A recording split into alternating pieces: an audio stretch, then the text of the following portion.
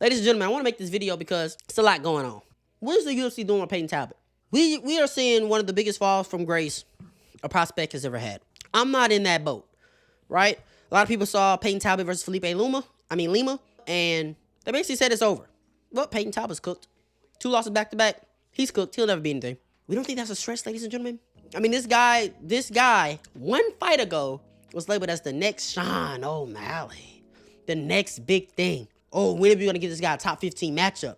And now, he's cooked. He's done. I'm going to be honest.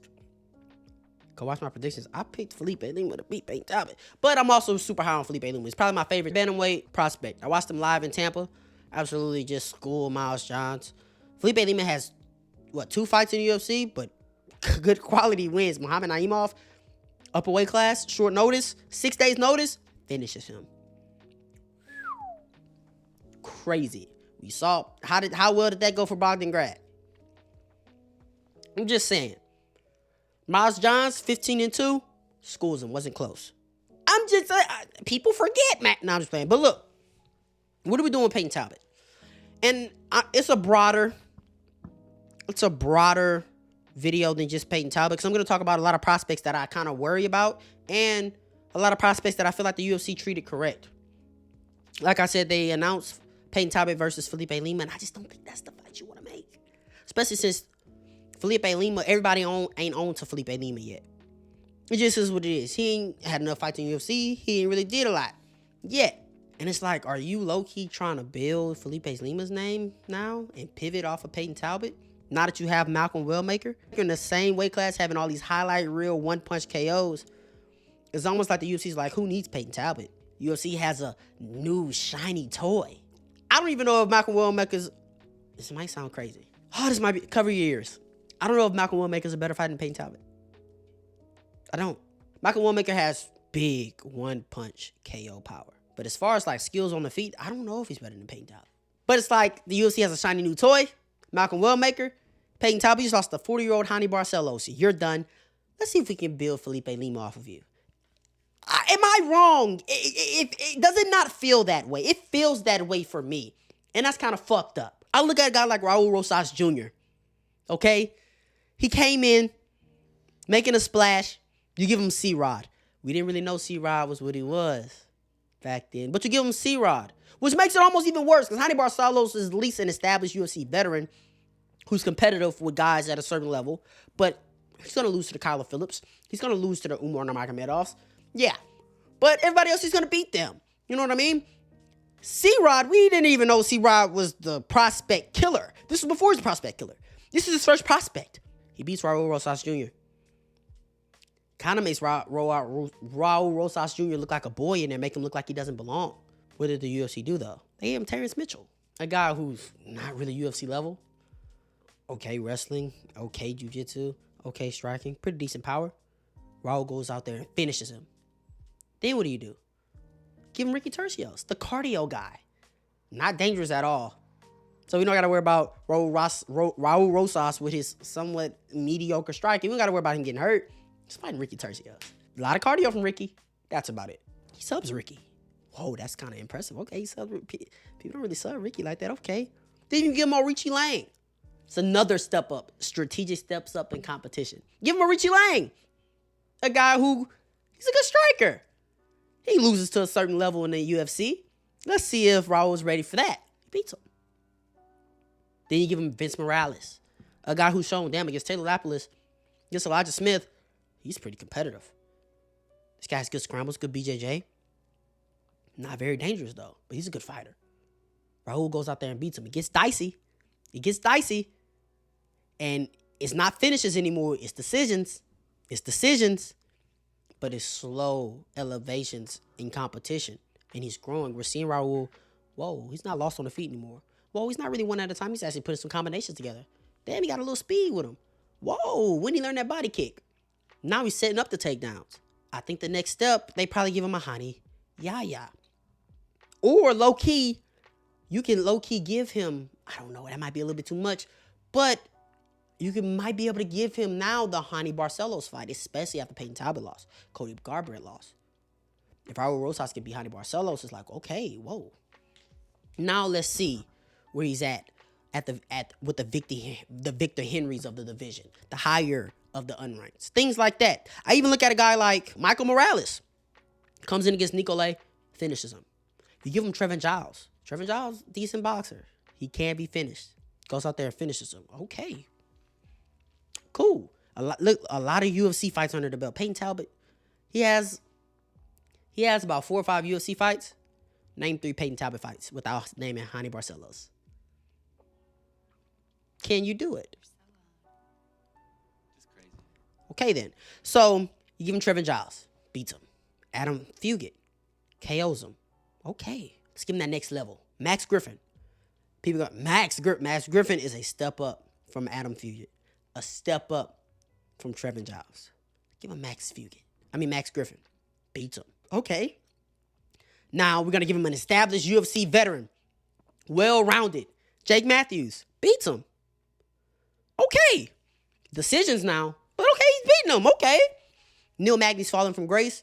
Neil Magny has been the gatekeeper of the rankings for welterweight for as long as we can remember.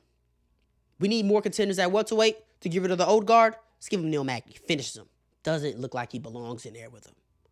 And even now, he's ranked what? 8? 7?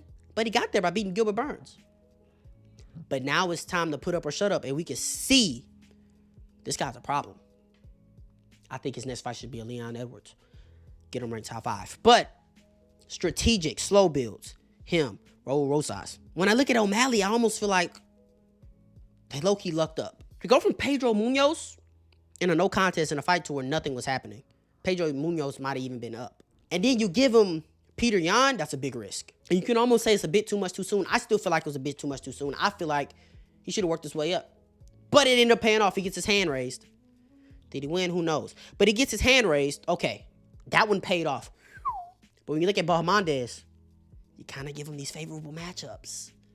Now let's fight somebody established. Rafael Fiziev on a losing streak. It's not really that crazy. I wouldn't say it's too much too soon, but it didn't really look like he was on Rafael Fiziev's level. The IQ wasn't really there. Why are you pulling guillotines right here when you're up in this round and anything, any bit of offense from anybody can sway this round? You give the second round away. This was going to hurt to say. Ludovit Klein. I was a Ludovit Klein believer.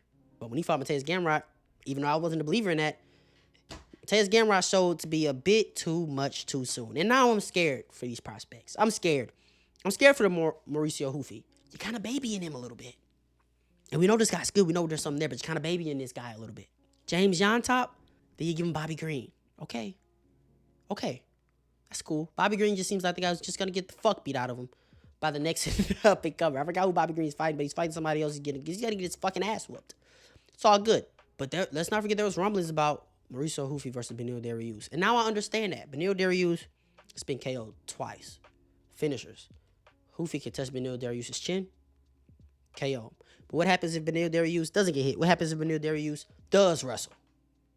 But let's just say he doesn't. He KOs Beneil Dariush. Now you're looking at Arman Sarukian. You're looking at Patty. You're looking at that top 5. What if he's not ready for that? I hate when a fighter gets to the top 5 and we know they're good, but they get to the top 5 and didn't go through any struggle, didn't go through any adversity, hasn't had a competitive round, hasn't had their holes tested. Payton Talbott went against Hani Barcelos, 5-time Brazilian world champion in wrestling. Established in the UFC without a test in his wrestling. Without a real test in his wrestling to see if he's ready for that 5-time Brazilian world champion. And I just, it would suck to see Ruffy make it that far and we still don't know if he can wrestle. You can make assumptions. Yeah, he has a team. Yeah, his training partner. If he's training with Gene Silva, he should know something. If he's training with Carl Baralo, he should know something. We don't know until we see the octagon.